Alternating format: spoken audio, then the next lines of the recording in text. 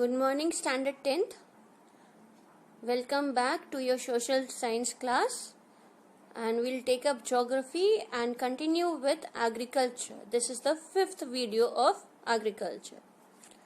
Today we are going to talk about horticulture. What is horticulture?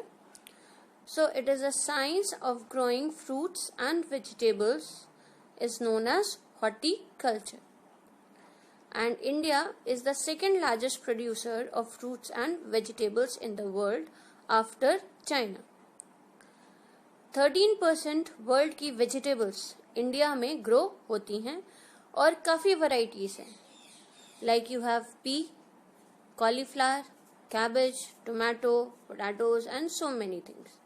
इसके अलावा भी कई ऐसे फ्रूट्स और वेजिटेबल्स इंडिया में होते हैं जो बाकी दुनिया में नहीं होते, इसीलिए उनका इंडियन नेम है और इंग्लिश नेम नहीं होता. आपको पता है कि कौन से स्टेट में कौन सा फ्रूट ज्यादा प्रोड्यूस होता है? तो उसका ग्लिम्स देने के लिए ये देखिए. मैंगोस जो हम सबका बहुत पसंद है और जिसको फलों का राजा कहा जाता है. Mangoes are mainly produced in Maharashtra, Andhra Pradesh, UP, that is Uttar Pradesh, WB, that is West Bengal. Oranges, they are produced in Nagpur, Cherrapunji. Then banana, they are mainly produced in Kerala, Mizoram, Maharashtra and Tamil Nadu.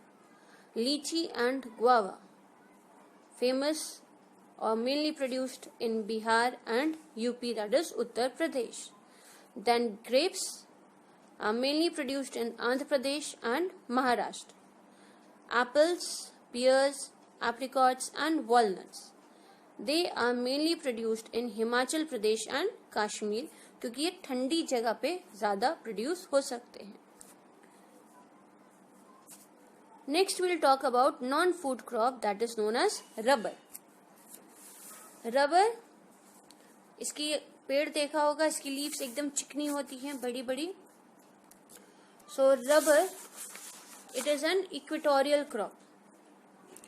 Equatorial crop means near the equator ये ज्यादा अच्छे से grow करता है, जहाँ पे बहुत गर्मी भी होता है और बहुत बारिश भी होती है. That is hot and humid climate. So it is mainly grown in hot and humid climate. But under special conditions, it can be grown in tropical and subtropical areas. जब इक्वेटर के पास है तो टेम्परेचर भी बहुत ज़्यादा होगा और बारिश भी बहुत ज़्यादा होगी. So here it says it requires humid climate, rainfall of more than 200 centimeter and temperature above 25 degrees Celsius. It is an important raw material and it is used world over for a variety of purposes. किन states में ज़्यादा होता है और ये आपको map पे plot भी करना है आपके मैप बुक में. So you can see in the map also it says Karnataka, Kerala, Andaman and Nicobar islands. You can see Andaman and Nicobar islands and Tamil Nadu. So all three states and island is marked there, shaded there. This is how you have to shade in your map books also. So this is about rubber. और 2010-11 में India was the world's largest producer of rubber. That is fourth rank पे India की position थी. So fourth largest producer of rubber in 2010 and 11. Next we'll deal with fibre crops. Fibre crops basically वो crops हैं जिनसे कपड़े बनाए जाते हैं. ठीक है, तो क्या क्या फाइबर क्रॉप्स यूज करते हैं तो आप पिक्चर में भी देख रहे हैं और डिटेल में भी लिखा हुआ है. Cotton, jute, hemp, natural silk, ये बेसिक 4 तरह के फाइबर क्रॉप्स हैं जो इंडिया में ग्रो किए जाते हैं.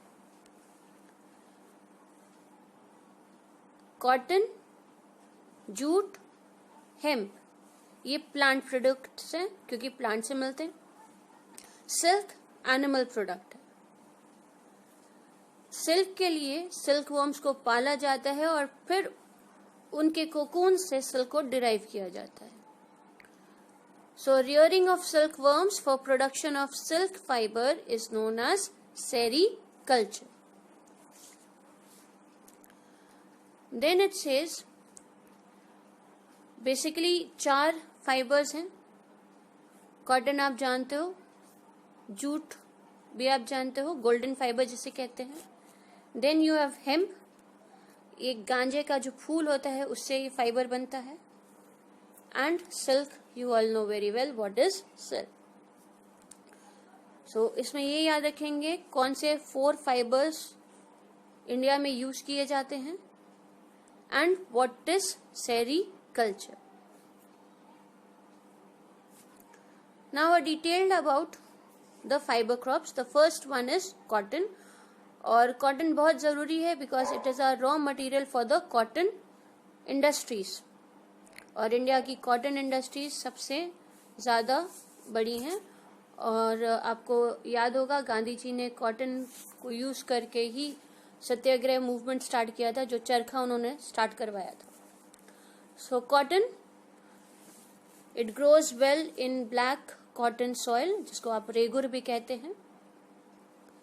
It requires high temperature, light rainfall, 210 frost free days, मतलब जहां पे ओस ना हो, frost free days, and bright sunshine for its growth. It is a kharif crop. It requires 6 to 8 months to mature. 6 से 8 महीने लगते हैं इनको फूल को तैयार होने में. Major states producing cotton are Maharashtra, Gujarat, Madhya Pradesh, Karnataka, Andhra Pradesh and Tamil Nadu.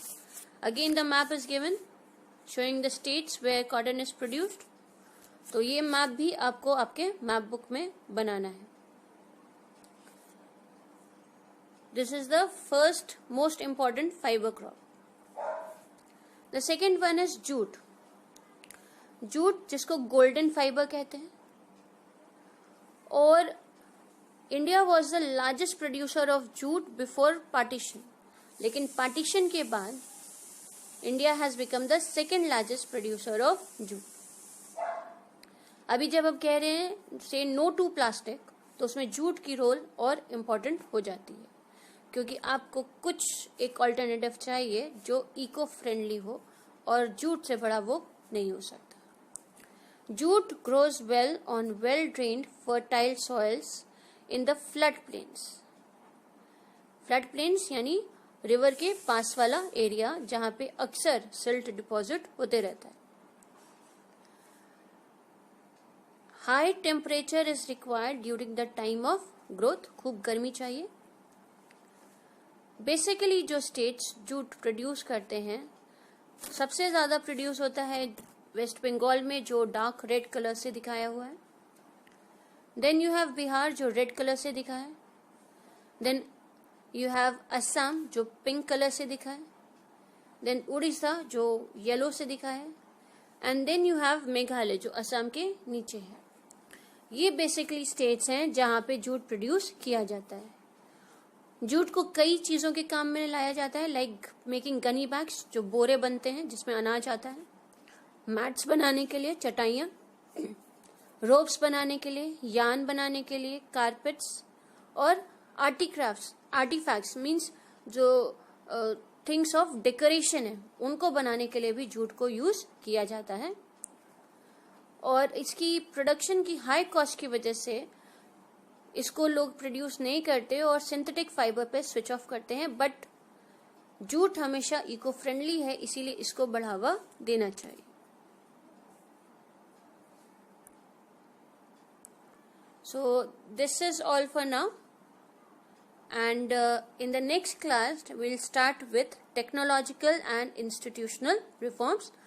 Do the map of cotton, jute and rubber in your map books and note down the important points in your classwork copy.